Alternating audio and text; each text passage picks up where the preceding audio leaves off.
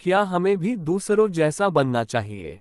आप में से ना जाने कितने लोग मानते हैं कि अच्छे लोग जीवन में बहुत दुखी रहते हैं, लेकिन इसके पीछे की सच्चाई क्या है? अगर हम इसके पीछे की सच्चाई पर गौर करें, अगर आप नहीं जानेंगे या नहीं पहचानेंगे तो कहीं ना कहीं हमारा अवचेतन मन भी बुराई की ओर झुकेगा। इसलिए इससे पहले कि आपके मन में ऐसे विचार आए, इस बात की पूरी सच्चाई जान ले ताकि भविष्य में आपको अपने अच्छे होने पर पछतावा या दुख न हो। आज की बौद्ध कथा जो मैं आपको बताने जा रहा हूँ, उसमें आप 5 ऐसे तरीके जानेंगे जिनके माध्यम से यदि आप कर्म करेंगे तो अच्छे कर्म कर सकेंगे और दुखी नहीं होंगे। एक गांव में आनंद नाम का एक युवक रहता था। उनका पूरा परिवार था, उनके 2 बच्चे थे। उनके बच्चे और पत्नी तो थे, लेकिन उनके माता पिता इस दुनिया से जा चुके थे, इसलिए पूरे परिवार की जिम्मेदारी उनके कंधों पर थी। बच्चे पढ़ाई करते थे और उनकी पत्नी घर के काम के साथ साथ गाय, भैंस, बकरी आदि का दूध बेचकर अपना घर चलाती थी। आनंद पहाड़ों में पत्थर तोड़ने का काम करता था। ये बहुत कठिन काम था।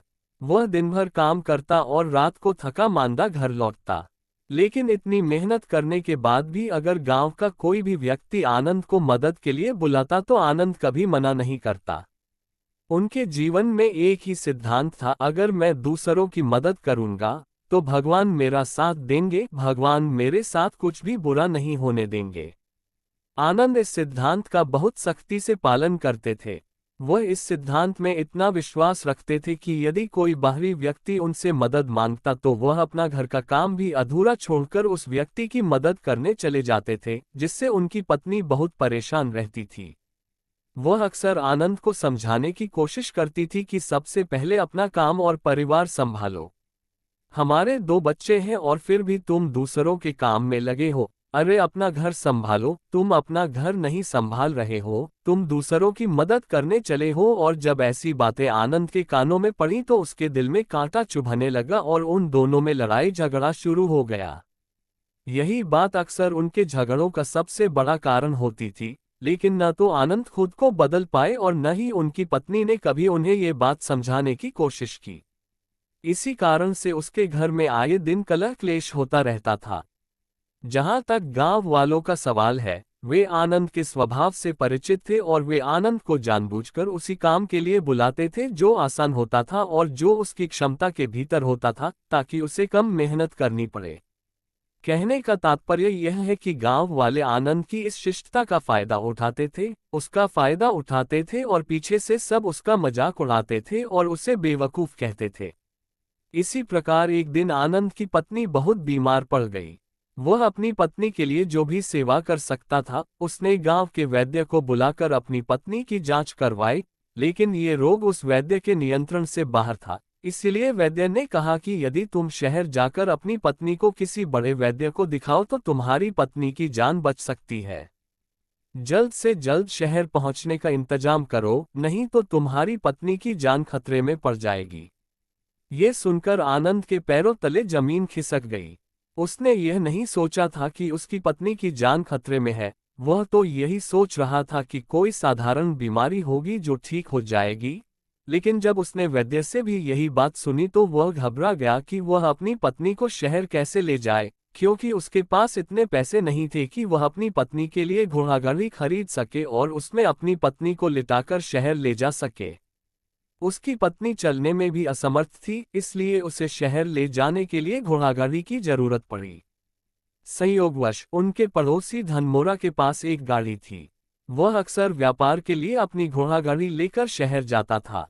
तभी आनंद के मन में विचार आया कि मैं गाड़ी धनमोरा से ले जा सकता हूँ, मैं अमीर हूँ और उसका काम कभी नहीं टालता, इसलिए वह मेरे काम को कभी मना नहीं कर सकता। और यह सोचकर वह गाड़ी खरीदने के लिए घोड़े को धनमील भी नहीं ले गया। आनंद की तो बात ही छोड़िए, जब आनंद ने उससे घोड़ागाड़ी के बारे में पूछा तो उसने ये कहकर अपना काम टाल दिया कि मेरे घोड़े बहुत बीमार हैं और वे शायद ही जीवित रह पाएं, वह 5 दिनों से कुछ खा नहीं रहा है।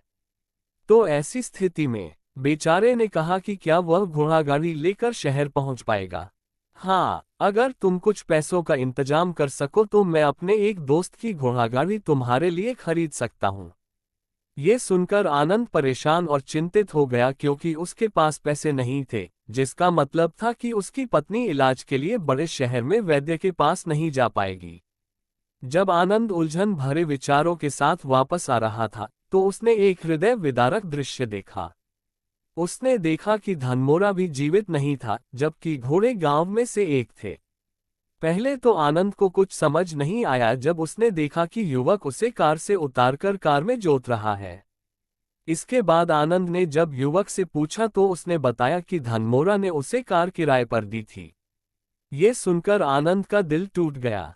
उसने कभी सपने में भी नहीं सोचा था कि उसका सबसे अच्छा दोस्त धानमंडी उसके साथ ऐसा कर सकता है।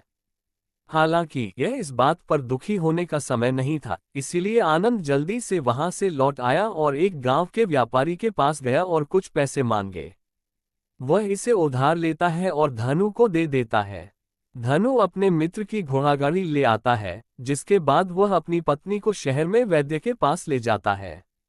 जब उनकी पत्नी का इलाज चल रहा था, आनंद सोच रहे थे कि एक दिन ऐसा भी था जब धनमील उनके लिए पूरी रात वैद्य जी के पास बैठती थी, उनकी देखभाल करती थी, उनकी सेवा करती थी, इतने दिनों तक धनमील की देखभाल करती थी। ओह, ये कैसा दुर्भाग्य है जिसके लिए मैंने इतना कुछ किया। उसने मुझे घोड़ा गाड़ी देने से इनकार कर दिया, और वह भी तब जब मेरी पत्नी जिंदगी और मौत से खेल रही थी। कुछ देर बाद वैद्य बाहर आता है और आनंद को एक बहुत बुरी खबर देता है। वह आनंद को बताता है कि उसकी पत्नी को कैंसर हो गया है और इसका कोई इलाज नहीं है।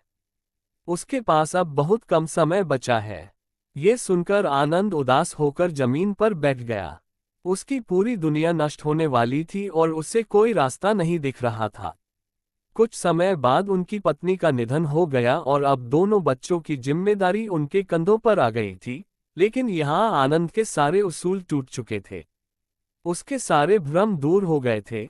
अब उसके मन में एक ही बात थी कि अच्छे कर्म करने से भगवान साथ नहीं देते, बल्कि बुरे लोग ही फलते फूलते हैं, और मैं इसका सबसे बड़ा गवाह हूँ।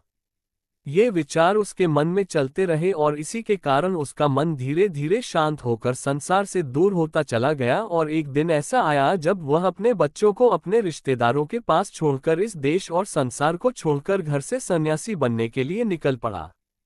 किसी को पता नहीं चला कि आनंद अचानक गायब हो गया। वह सन्यास की दीक्षा लेने के लिए एक बौद्ध भिक्षु के पास जाता है।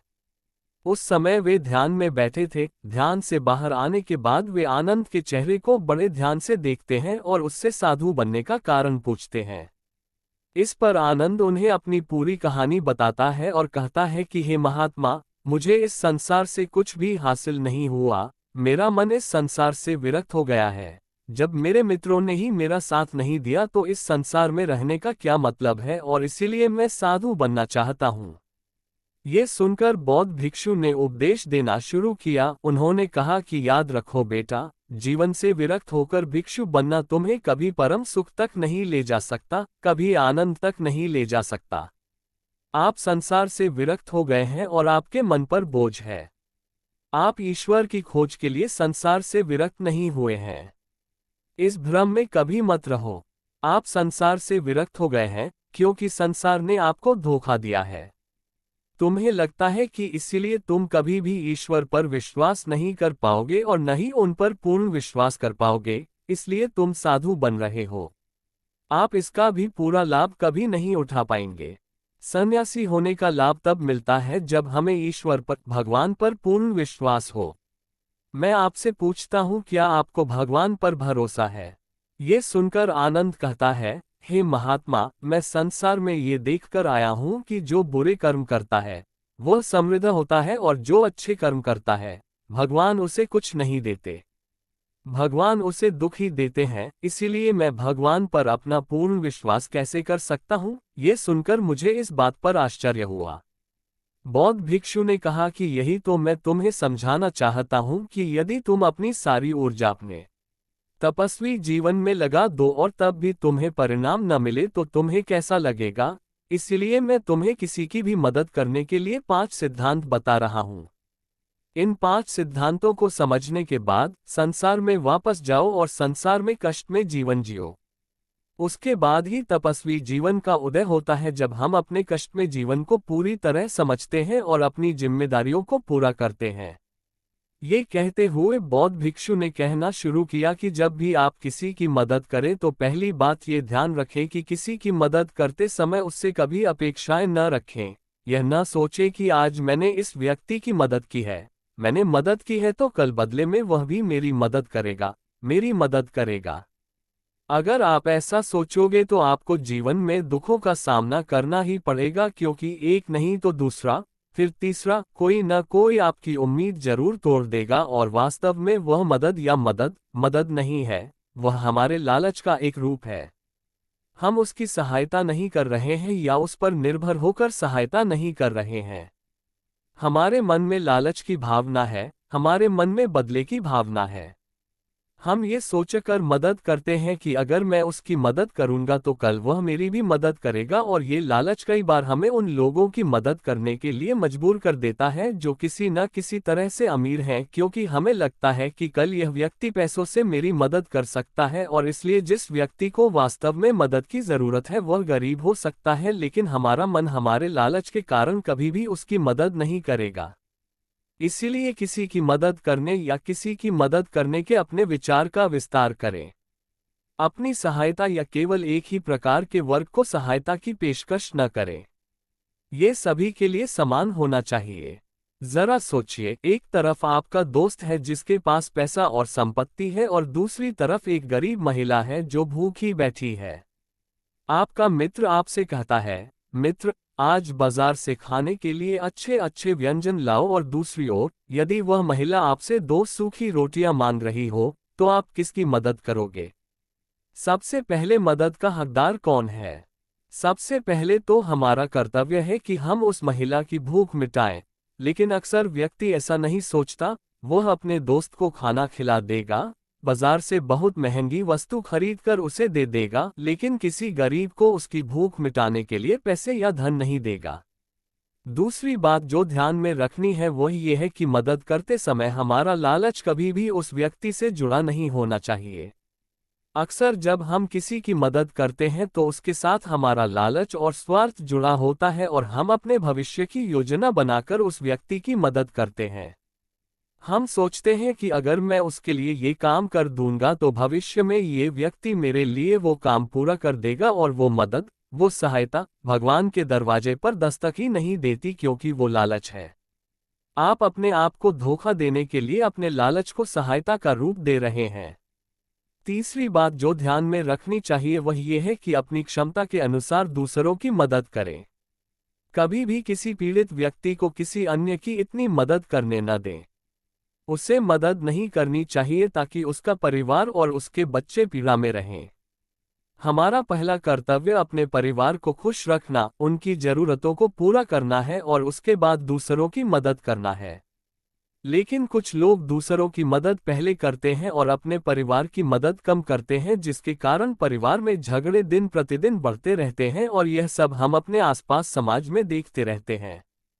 ध्यान रखने वाली अगली बात यह है कि हमें पहले अपनी जिम्मेदारियां पूरी करनी होंगी।